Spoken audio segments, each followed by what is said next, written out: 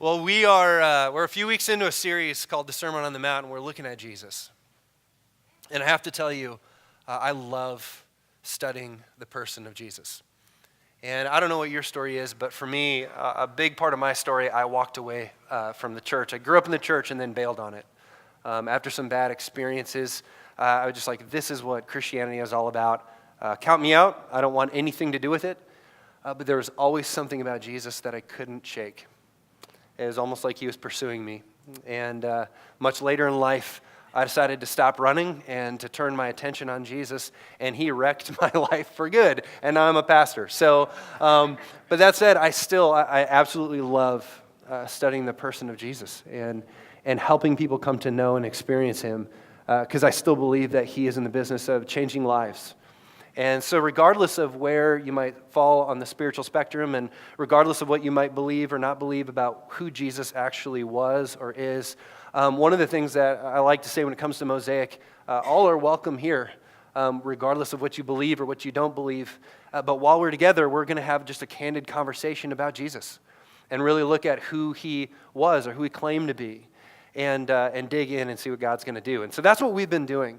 And we've been looking at a specific time in his life at the very beginning of his public ministry. And so he's been traveling, and we're told he's doing all kinds of miracles. And in the process, when you perform things that people can't explain, people start showing up, and the crowd starts growing because people want to know, who is this guy? How does he do the things that he's doing? And are the things that people have told me about him actually true? Did he really do that? Because people are saying he did. And so all these people are showing up in this crowd from all over the faith spectrum and belief spectrum. Some people are very religious and believe in God. Other people who believe in other gods. And some people don't believe in God. People just kind of all over, including there's probably Romans who are present, kind of on the outskirts, listening in. And everybody's tuning in. And in this moment, Jesus stands up and he begins to proclaim, this is who I am. This is what I came to do. And this is what God is doing in the world.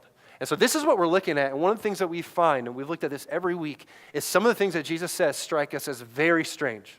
They completely contradict the way that we know the world works. They are paradoxes. And so Jesus doesn't disappoint on this. And so he steps up, and this is how he begins. Blessed are the poor in spirit, right? For theirs is the kingdom of heaven, which we looked at a couple weeks ago. And then as we looked at last week, he says, blessed are those who mourn, for they will be comforted. And this is where I want to hone in this morning. He said, blessed are the meek, for they will inherit the earth. Blessed are the meek. Right now, we've gone out of our way to point out how countercultural and paradoxical the things Jesus are saying is, but I think this one takes the cake. And I will say what I said last week. I don't think any of us are naturally inclined to believe this, because I think this flies in the face of everything we know about how the world works and who is actually blessed and who actually gets ahead, and it's not the meek. Right? When is the last time? Think about the people the characters we portray in films. When is the last time that you watched a film and the hero that is being celebrated in the film is somebody who is really, really meek, who said meek things, did meek things, didn't do things because he was or her, she was meek. You know, like we don't watch films, with characters that stand up and say things like, my name is Maximus Decimus Meridius, commander of the armies of the north, general of the Felix legions, loyal servant to the true emperor Marcus Aurelius, father to a murdered son, husband to a murdered wife, and I will be very grateful if you let me go home now. We don't watch things like that. That's not the way the films portray him, right? He says very bold things like, and I will have my vengeance in this day, this life, or the next. I dare you, how many films have you seen where the really climactic moment of the film that everything has been building to is a moment where the hero of the story chooses not to do something in meekness. They don't tend to carry out vengeance or act even though they were wronged. Very few stories like that, very few films. In fact, the stories we tend to pay money to watch and to hear and see, right, are ones where the first half of the film are all the horrible things happening to the hero, right? And then the second half of the film, that hero is basically enacting horrible things on all those people that did the horrible things to them or to somebody else, right? There are films like Gladiator would be one, films like Braveheart or Kill Bill, right? Or Count of Monte Cristo is a great one, right? Or Inglourious Bastards or Django Unchained or basically any Quentin Tarantino film. They're all the same, right? These are the films that we tend to watch because culturally we don't celebrate meekness. we don't. The stories we tell, the heroes we celebrate, the people we admire, they're not generally meek. You know, like this week as I was sitting on this text, I was in my office and just kind of started looking around and at the books on the shelves, and I love to read, and I love to study leadership and leaders, people who just have an impact on the world that is extraordinary. I love to study. And so I was just looking at the names of the people on some of these books, and it dawned on me, the kind of people that tend to write books, especially on things like leadership and impact and having a platform, right? People like, these are just some of the names, right? Michael Hyatt, Jack Welch, Jim Collins, Steve Jobs, Tom Perkins, John Maxwell, right? In the process, it dawned on me, like, these are like strong alpha male or alpha female. Carly Fiorina as well. I have one of those books. That's not an endorsement, by the way. This is just a good book on leadership. But these are the kinds of people, like, they're strong people. They're not meek people. The people who attend writing books, they're deemed authorities. They have big platforms. They tend to speak to thousands of people and write books. If we can say one thing about them is they are not meek, right? And so I think if we were to rewrite this beatitude based on what we know about how the world works and the kind of people that get ahead, we might write something like this, right? Blessed are the meek, for though he come in last, he's a really nice guy, right? A loser, but really swell, you know? Or maybe this, right? Blessed are the meek, for they shall receive a certificate of participation. Enjoy it, Or, blessed are the meek, for she will be named Miss Congeniality. Like, this is just how we tend to view meek people, right? And so when we think of meek people are in our minds not the blessed ones. They don't tend to lead large organizations. They are generally perceived as influential. They don't generally have large platforms. They're not generally featured in interviews or have their name in lights. They aren't people generally clamoring for their attention or trying to figure out how to be like them.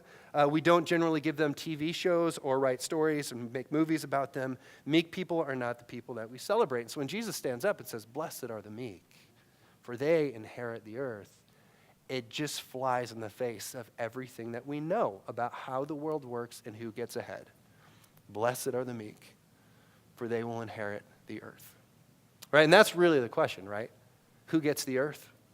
Right? In the end, like, who gets it? In this life, who inherits it? Who does it belong to? Right? Is it the loud people? Right? The strong and beautiful people? Right? The people who know how to throw elbows at just the right times and just the right places? Right? The people who know how to leverage their assets? Right? The really strong people, the bold people who make their mark? Right? People who accumulate things for themselves and then use what they've accumulated to accumulate more? Who gets the earth? Right? Is it only the first string people, the varsity people? Right? The wealthy, the smart, the thin, the beautiful, the intelligent? Right? Do the entrepreneurs get the earth? Those who are innovative, who take risks and push the envelope and create things that didn't exist before? Who gets the earth? Is it the people who step on people, put the boot on the neck, and know how to work it and manipulate people for their advantage? Is it those who destroy and dominate others? Because that's the question. Who gets the earth? It was the question in Jesus' day, and I would submit to you, it's the same question for us. And let's just be honest, right? We know who gets the earth. Certain kinds of people get the earth, right? The Donald Trumps get the earth, right? The bold, right? The confident in themselves, the very assertive, right? The people who go and take life by the horns, right? Those who climb the ladder. Certain people get the earth, and certain people don't. Right? Certain people get ahead and certain people fall behind. Certain people have more, other people lack. Certain people work harder and make the right choices and just pick themselves up by their bootstraps, and other people are lazy and don't. Right? Who gets the earth? Now, when Jesus says this, right, he's doing something that at our reading we don't initially pick up on because we're 2,000 years removed on the other side of the world. But when Jesus does this, he wasn't saying something to these people that they had never heard before. Right? It strikes us, I think, as pretty strange, shocking, jolting maybe even. It's just like, that doesn't make sense. I don't believe that at all. It's new. But to those who Jesus was speaking to, it was not. In fact, so Jesus, what he was doing in this moment is called a remez. Many scholars suggest this, and I definitely agree with them. It's a very obvious one. And a remez is basically when you use a phrase that other people already know in order to connect the two, and it brings to mind all kind of like associations and stuff. So, like, for example, if I was to say the words, "I have a dream," right? The moment that I say it, right, your mind immediately connects it to all different kinds of associations. Sorry, I gotta fix this. My ear. There we go. Okay. So when I say that, for some of you, immediately you see like the black and white TV image, right? Maybe you see Martin Luther King standing behind that podium, right? And the people all around him sprawled out on the Lincoln Memorial steps. And you hear that loud, booming voice. Or for many of us, we immediately connect it to some of the things that Jesus said. I'm sorry, not Jesus, Martin Luther King. Right? And so we hear things, we immediately associate it with some of the things like he said in that great speech. So things like, I have a dream that one day this nation will rise up and live out the true meaning of its creed. We hold these truths to be self-evident, that all men are created equal. Right? Or for some of us, we might connect it to some of the biblical allusions that he made in his speech about justice and righteousness rolling down like an ever-flowing stream. Or when he said, I dream of a day when my kids will be judged not by the color of their skin, but by the content of their character. Right? And so the moment that I say, I have a dream, right, your mind starts to connect to those associations. And Jesus in this moment is doing the exact same thing.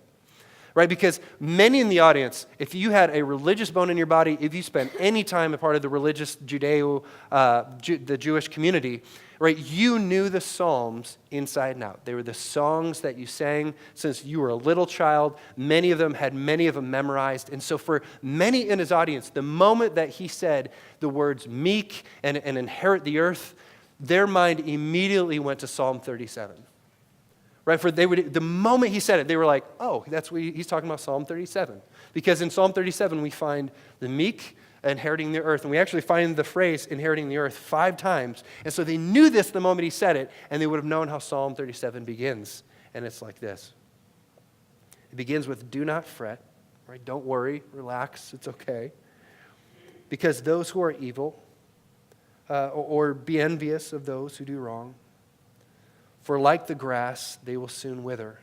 Like green plants, they will soon die away. Right? Notice verse 9. For those who are evil will be destroyed, but those who hope in the Lord will inherit the land. Verse 11. But the meek will inherit the land. So Jesus says, blessed are the meek, for they shall inherit the earth. And we have this almost verbatim in Psalm 37. Notice verse 18. The blameless spend their days under the Lord's care, and their inheritance will endure forever. And verse 22, those the Lord blesses will inherit the land, right? So immediately, we've got blessed, we've got the meek, and we've got inherit the earth, all right here. And it begins with don't worry, right? Don't freak out, right? Relax, because things will not always be as they are right now, right? And I love the way that Brian Zahnd puts this, and this is how he rephrases Jesus' beatitude here.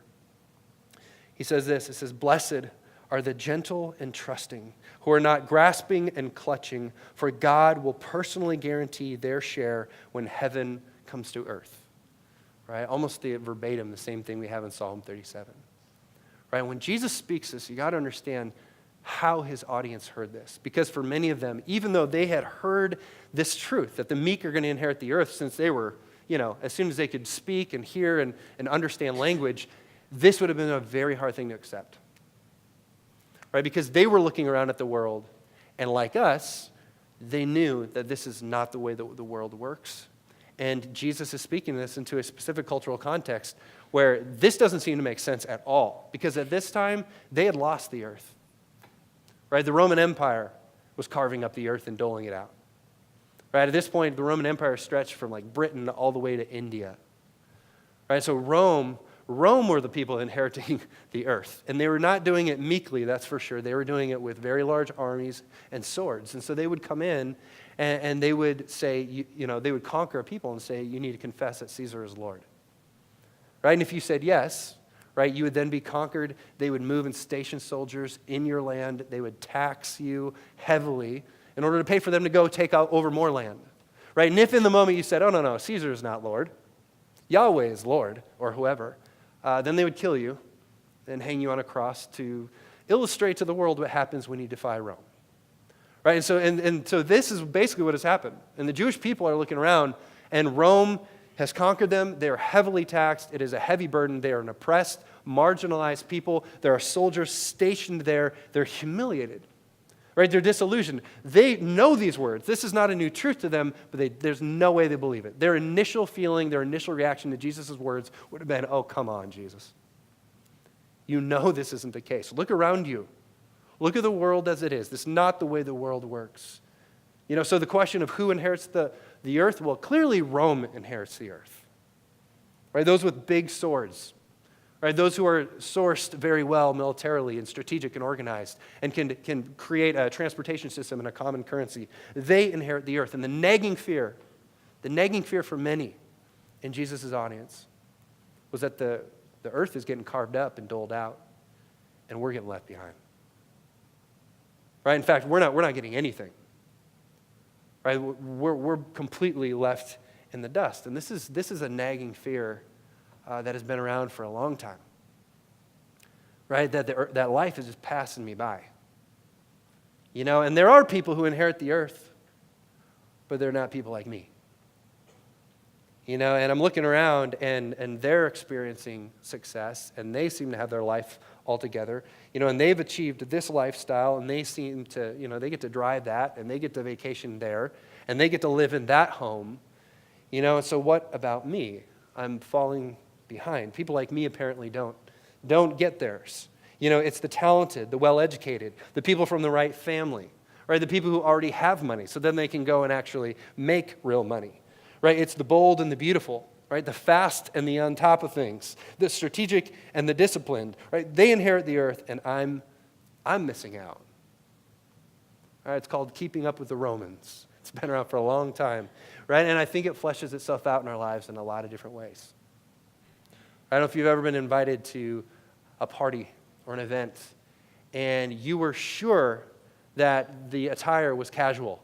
Right? And maybe you even got into like an argument with your significant other. Not that this has ever happened to us, but you argued and you fought and you knew it was casual and you insisted on wearing your joggers, which gentlemen are still just sweatpants, And you showed up and you got there and the moment you walked in, you knew you were wrong and you are way underdressed for this event. Right? And you remember like how much time and energy you expended over the course of the evening trying to explain to people like, no, it's her fault or it was his fault. Like, I have this great outfit I could have worn tonight. Oh, I'm so embarrassed. Why do we do that? Or you ever find yourself where you have like an argument with somebody, a conflict, you're fighting, right? And you long after it's over, you still find yourself like replaying it in your head. And that time you said what you really wanted to say and you put them in their place. Am I the only one who does this, by the way? Literally yesterday, I'm driving around, and out loud, I'm having this conversation, arguing with this person, and I'm winning this argument and saying things in all the right ways. And this is a conflict I had 6 months ago, right? It is over, and I'm doing it out loud, and I caught myself. I'm like, oh my goodness, what's my problem? Right? And I think part of it is because of this sense, this nagging feeling that life is passing us by, that we're not getting ours, and we have to present ourselves like we really are.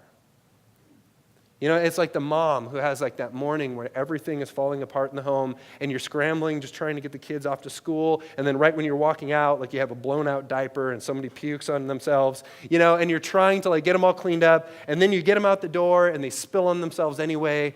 And you get to the school, and there's like the kid with the hair that's all messed up, and the other one with the pants and the shirt that's on backwards, and you're like, oh my goodness. And then in that moment, the mom walks up who has like the kids with the iron t-shirts and the pleated pants, which by the way is totally sinful and wrong, And like, what do you do in that moment? What do you feel like the internal need to do is to immediately explain why things are the way they are. It's just like, it's just been one of those mornings, it's my husband's fault, he hasn't been around to help out, or he's the one that dressed the kids, or, and immediately we feel this need to have to justify ourselves and present ourselves a certain way. Why? And I suggest, at least in part, because of this haunting, nagging fear that everybody else has it together and I'm falling behind. Right? And everybody else is well equipped and I'm missing my slice of the pie. Right? It's that underlying fear that people like me, we don't get the earth.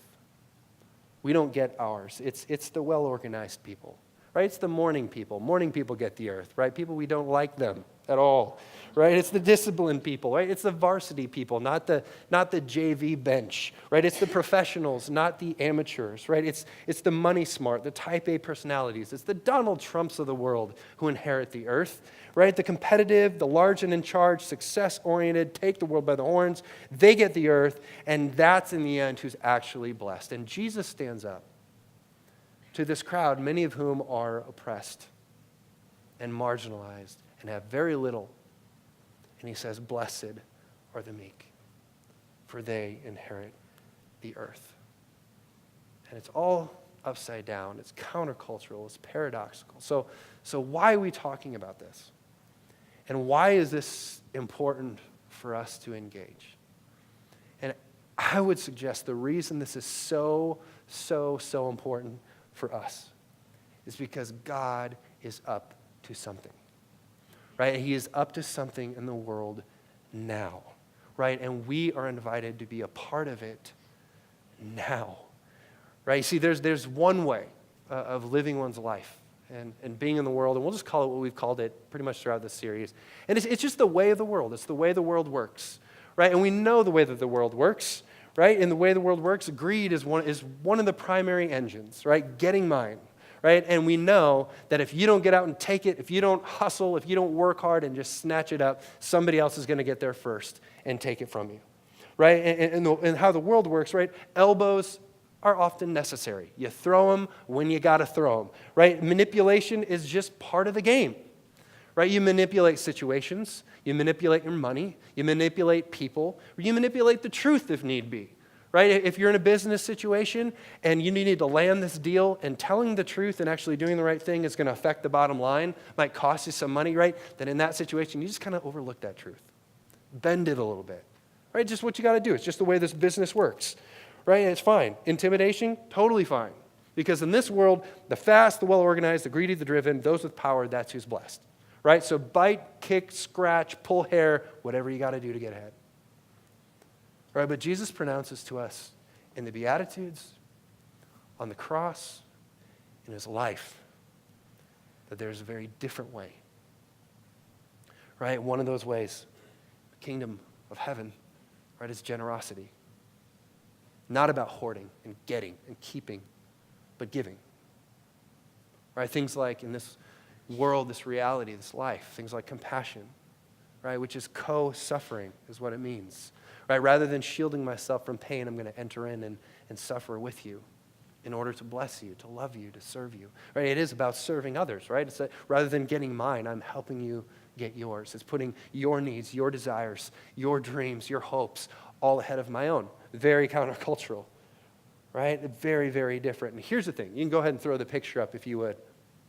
Depending on your church background, if you have a church background, one of the things that we often do in Christianity and in the church world is we treat these two worlds as altogether different, and we often talk about them like they are completely separate and have very little or nothing to do with one another, right? And so we say, oh yeah, there's the way of the world, and then there's God's way, right? There's the secular, and then there's the holy, right? There's earth and the world and just the way things are, and then there's heaven and this kind of thing, and they're separate, right? And someday, like right now, we just kind of have to, we're in the earth, we're on the world, and so we just kind of have to, bide our time, do what we can, but we're just waiting for that great day when either we die or Jesus comes back and he whisks us away to Never, Never Land, right? One glad morning, we fly away, right? And that's the way that we often talk about it. And I'll just say, the reason this is so important is I get in conversations as a pastor fairly often where people will loathe the way that the world is. And they will talk about, this and that, and the world is going to hell in a breadbasket, and, take back America, pukey, blah, blah, blah. And they'll say things like this, but they'll frame it in such a way like God has nothing to do with this.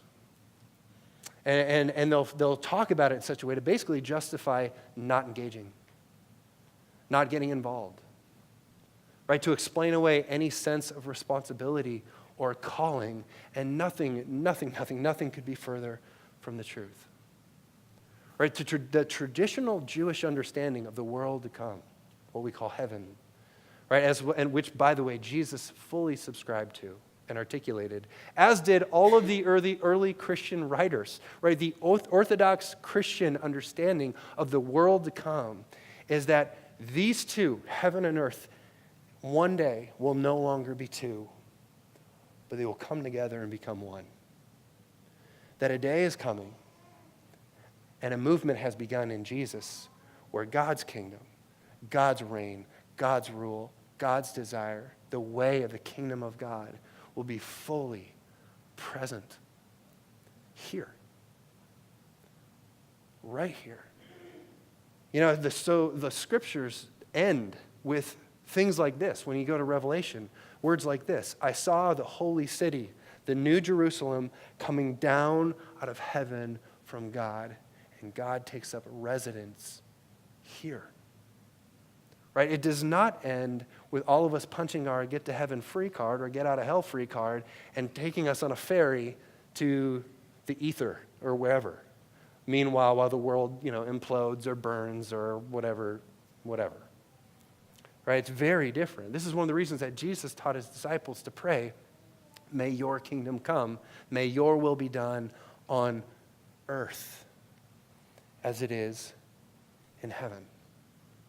Right? And this is one of those things, like we talked about this before, but I feel like this is one of those things we've got to keep coming back to, because so much of our language, and let's be honest, some of our Christian literature, like the Left Behind series, right, which is fiction, by the way, right, it shapes the way that we understand heaven and the way that we understand this life. And so it's amazing, even as a parent of an 8 and 5-year-old, how often we have to keep coming back to this and like re-teaching them, because they are reading the books and they're hearing the songs and they're seeing the videos and whatever else. And all of it leads them to believe that when it comes to heaven and God's work and desire and eternity, that it's over there, that God is over there, that all of that is somewhere else. And so always, we got to keep bringing them back and be like, no, girls, remember, right? Jesus started something here, and it's going to be fulfilled here. Right, and we're going to be together here. Heaven and earth are becoming one. Right, and Jesus says, don't fret. Right, he alludes to Psalm 37 saying, don't worry, don't fret. Things on this earth are not always going to be the way that they are. And there are some things about how this world works, right? Some things that might become the status quo and just business as usual, and that's just the way things work, and it just becomes kind of the thing that everybody is doing, but not all of those things are going to survive in the world to come. All right, so things like greed have no place, right, in the world to come. Things like betrayal and infidelity and using and abusing people, right? And manipulating the weak and exploiting the marginal, or exploiting the marginalized, hurting people, pushing others down to get ahead. All of those things will not survive in the kingdom of come, and the kingdom come. And the reason I say this, the reason it's so important for us, for those of us who choose to follow Jesus, who are Christians in this world, what it means. It's a big part of what it means to be a Christian in this world is to give our lives to those things, to participate in those things that will continue on forever. And actually, in a sense, when we take part in those things like participating in works towards justice and acts of mercy and compassion and kindness and love and grace, in many ways, in those moments, what we are doing and participating in is, by its very nature, eternal. Right? It's participating in the eternal here and now. This is one of the reasons I would suggest to you that Jesus is always talking about eternal life. It's not something like you die and it kicks in later. It's like, no. What Jesus is saying in the Beatitudes and on the side of that mountain is that God is starting something right now. And we, as followers of Jesus, get to be a part of that. And this is our call. Right, and this is our invitation, and this is the good news of the Beatitudes, that God is up to something here and now. Right, that Jesus has begun something that is slowly but surely turning the world upside down. And to those who feel beaten down, and like you're falling behind, and like you're missing out, and you're not up to the task, Jesus is saying, you're really going to dig what God is up to. I love what Frederick Dale Bruner says about the Beatitudes. He says this: first and literally, the Beatitudes are Jesus' surprisingly countercultural God bless yous to people in God-awful situations. I love that, right? The Beatitudes are these expectant, thrilling, anticipating, intoxicating announcements that God is up to something. And if you feel like you're falling behind and that you don't measure up and that you're not good enough and that you're not worthy and that you're not getting yours, Jesus is saying, well, man, are you going to be pumped about what God is up to. Right? I love this. This is from Rob Bell, who's one of my primary sources this morning. And, whatever, you can call me what you want. I'll try to work in some more D.A. Carson and John Piper quotes next week to keep the Truth Police happy. But here's what he says, and I love this. He says, maybe we could say this: blessed are the quiet ones, the shy ones, the unnoticed, the wallflowers, the average. Blessed are the ones who live with a deep, nagging sense that life is passing them by and that they aren't getting their slice of the pie, that they aren't in some profound way keeping up. Fortunate are the meek. Blessed are those that can't seem to get it all together. Blessed are those who can't seem to get on top of things, who constantly feel like they fall short because God's world has plenty of room for them. Boom! I love that, guys. It's so good. That is the good news. The Beatitudes, guys, are good news. Because Jesus does not stand up and say, these are commands, these are imperatives, these are what you have to do. Instead, what he's saying to all of those who are beaten up and broken down, to all of those who don't feel worthy, that God is up to something.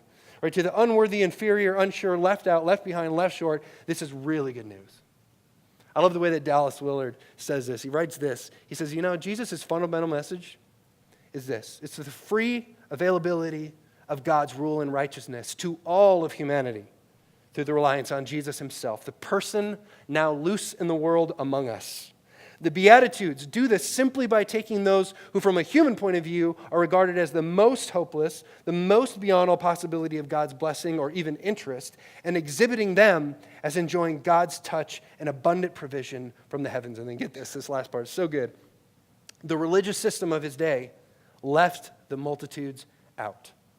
But Jesus welcomed them all into his kingdom. Anyone could come as well as any other, and they still can. Right, and that is the gospel of the Beatitudes.